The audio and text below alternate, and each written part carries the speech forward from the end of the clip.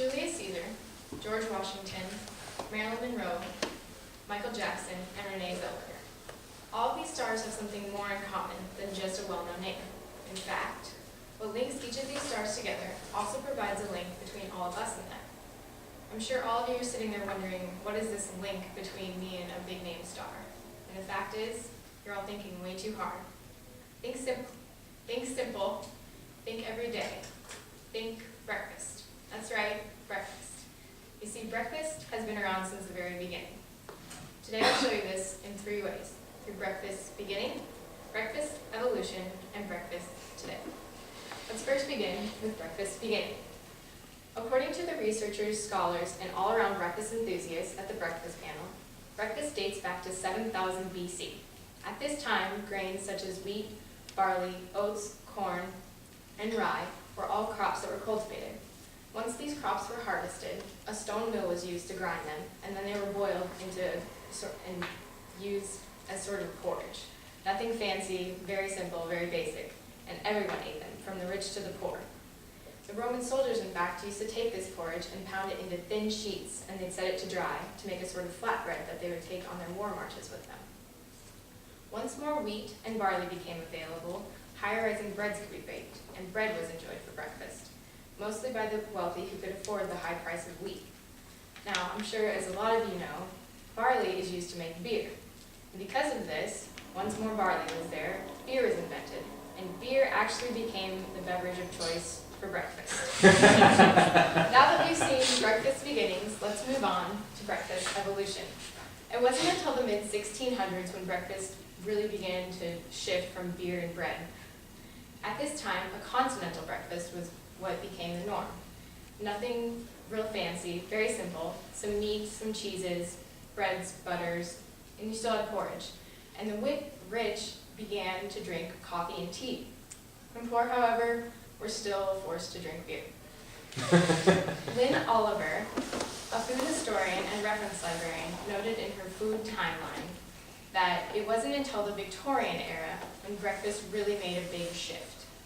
Now, during the Victorian era, as I'm sure a lot of you know, everything was very lavish and over the top. Breakfast was no exception to this.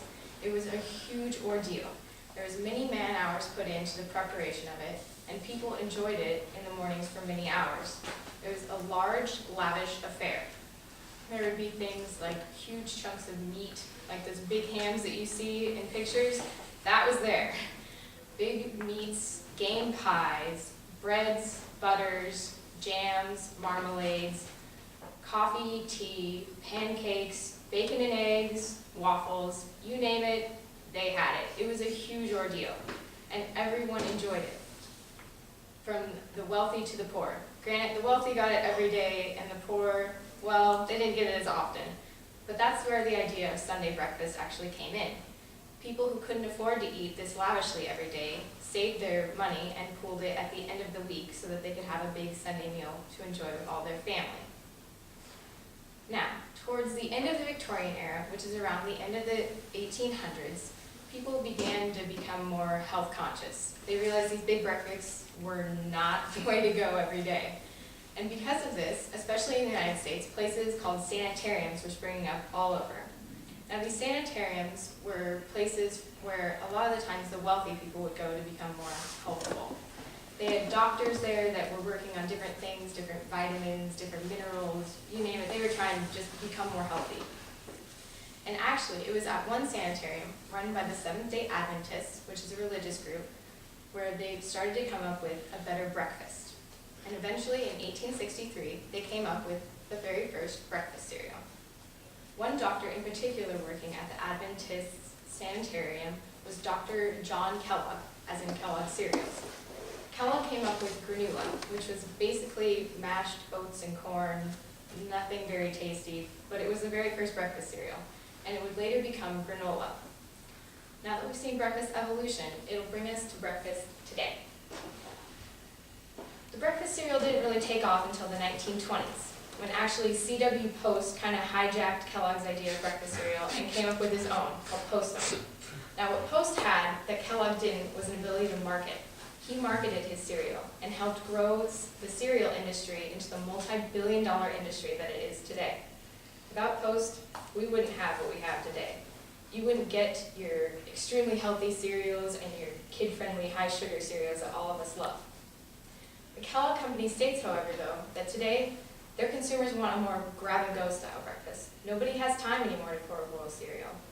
Because of this, the Kellogg Company and other companies have made things like Pop-Tarts, Eggo waffles, ready-made pancakes, breakfast bars, and even breakfast drinks, so that you can simply just grab and go. There's no need to pour a bowl of cereal, you got it right there in your hand.